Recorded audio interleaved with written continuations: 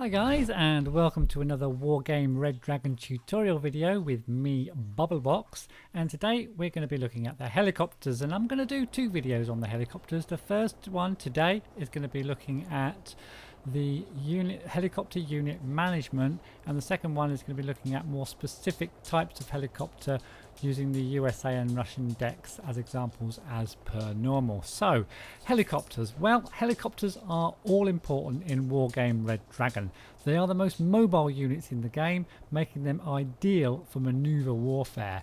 The downside of choppers is that they have little or no armor and will go down very easily to enemy fire, and so they do require a fair amount of micromanagement.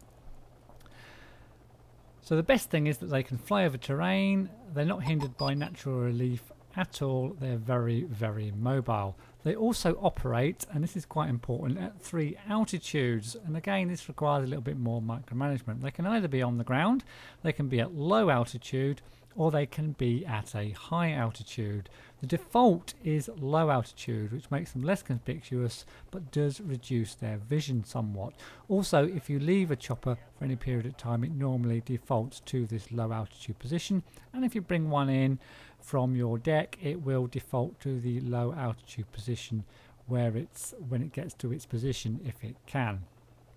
Now, it's easy to change the altitude. Use the change alt command. It enables you to toggle between low and high altitudes, and of course the land command enables you to land your chopper. Now, when at high altitudes, helis are of course easier to spot and engage by the enemy, but you can see and shoot over cover, of course, when your choppers are at a higher altitude. At low altitude, they can be protected from return fire, especially if they are, say, behind a hill or behind a tree line or something, but they can be hit by artillery and explosives if they're at low altitude. When landed, they can of course be targeted by enemy ground forces as well, if those enemy ground forces are within range. Now, like in real life, helis won't respond to your commands immediately. They will fly and turn as they would in real life. And an example of this is if you try and stop your chopper and bring it backwards immediately. What will happen is the chopper will stop, but it will take a long time to stop, because it stops as it does in real life. It then has to turn around and come back to where you're telling it to come back to. So just be aware of things like that. They do have turning circles like they have in real life, but if you're rushing to a spot with your choppers and suddenly engage a load of enemy, if you try to turn them around really quickly, you might end up having some problems. Now, the helis are divided into several different categories: transports, anti-aircraft helis, gunships, and anti-tank helis as well, I suppose, although of course they can have mixed weaponry. The transports operate as any other type of transport vehicle, with the exception of course that they must land in order to embark and disembark their units. The anti-aircraft helicopters are armed with anti-aircraft missiles, and their purpose is to engage their enemy counterparts or nearby enemy planes, of course, although the enemy planes do have to be pretty close for them to engage them, but if they can do so quite effectively.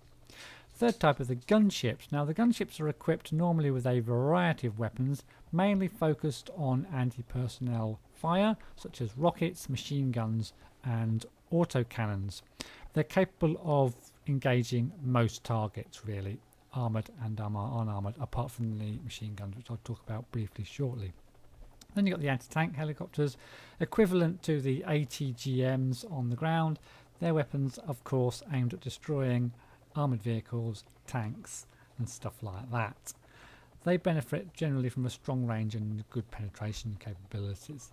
But as I mentioned, helicopter weapons are variable and can be mixed, and can belong to more than one type of category. So let's have a look at the different weapons.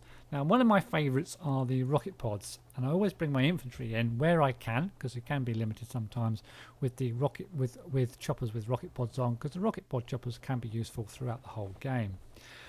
So rocket pods can destroy infantry, and they can also stun armoured units, which can be really important. They're particularly good at stunning groups of armoured vehicles and can stop big tank pushes. Then we've got the ATGMs. Well, they pretty speak to themselves really. They're long range armour piercing weapons. Some of them have really long ranges, sort of 2,800 metres some of them, and even longer than that for some of the Russian and Red Fort units as well. Anti-aircraft missiles, an airborne and very flexible airborne anti-air platform, basically helicopters can be. They can also be used to support airborne assaults at the beginning or during the game, or to counter an enemy airborne assault, which they might do, especially at the beginning of the game, but also during the game as well.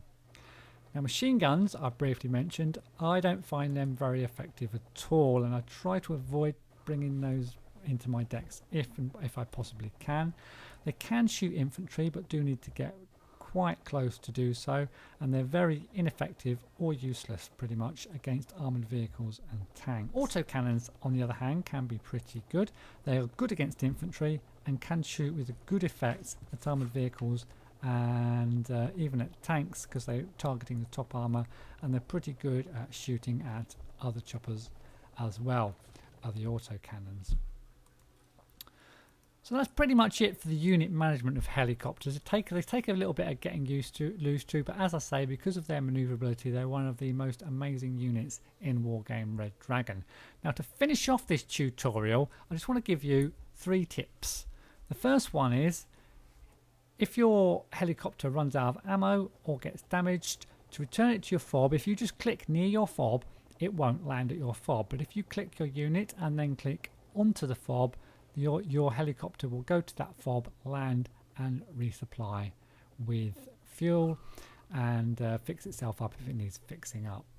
Tip number 2 is that at the beginning of any game, start your choppers over trees or over buildings or over water, so that they're already in the air when the go button goes for the game, so they don't waste time taking off before they move to the position where you want them, because you don't want to be wasting time getting your choppers into position at the beginning of your game and then giving your opponent that advantage.